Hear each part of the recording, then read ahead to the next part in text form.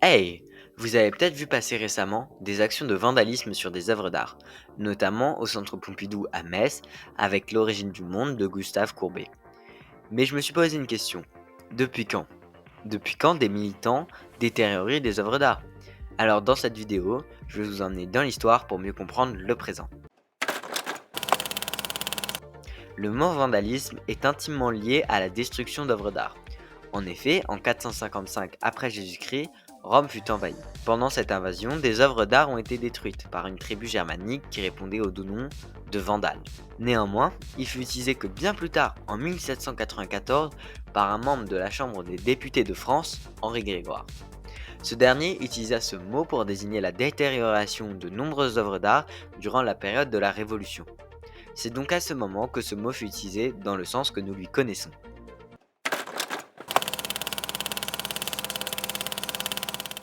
Donc nous l'avons vu, mais un des premiers actes de vandalisme recensés date de 455 à Rome.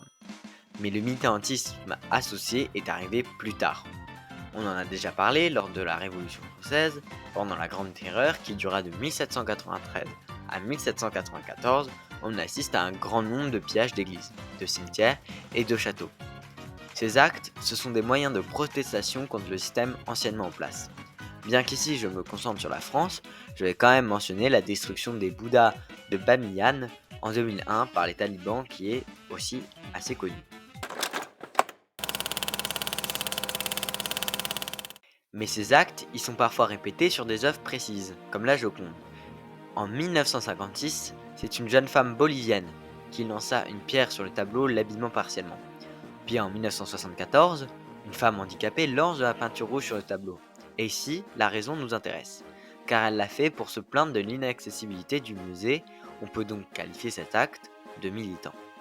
Et cela continuera par la suite. En 2009, une femme russe, n'ayant pas accès à la nationalité française, projette sur la peinture une tasse. Puis en 2022, une femme lance un gâteau sur le tableau pour dénoncer le réchauffement climatique, ce qui se reproduit en 2024 avec de la soupe.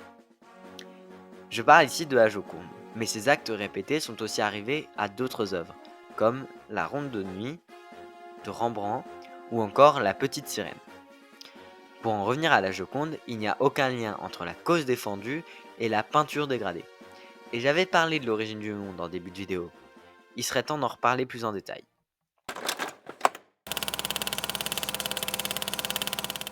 Lundi 6 mai 2024, au Centre Pompidou de Metz, musée d'art moderne et contemporain, deux femmes, dont Déborah de Robertis, ont vandalisé 5 tableaux présents au musée ce jour-là.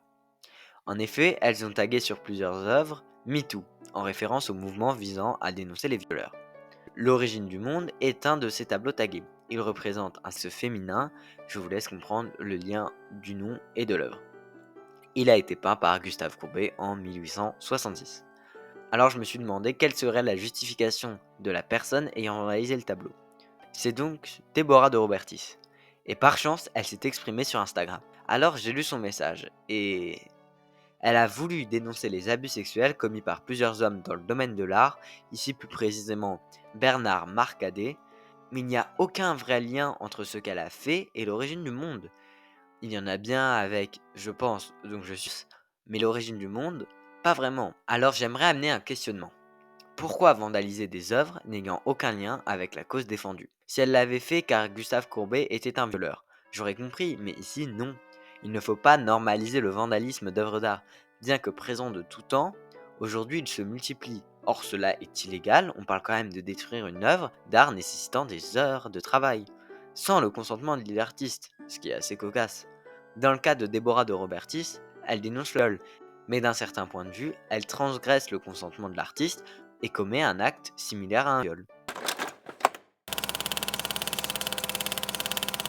Alors cette vidéo un peu touchy est terminée, j'espère qu'elle vous aura plu et je vous dis merci d'être toujours plus nombreux sur la chaîne et à la prochaine.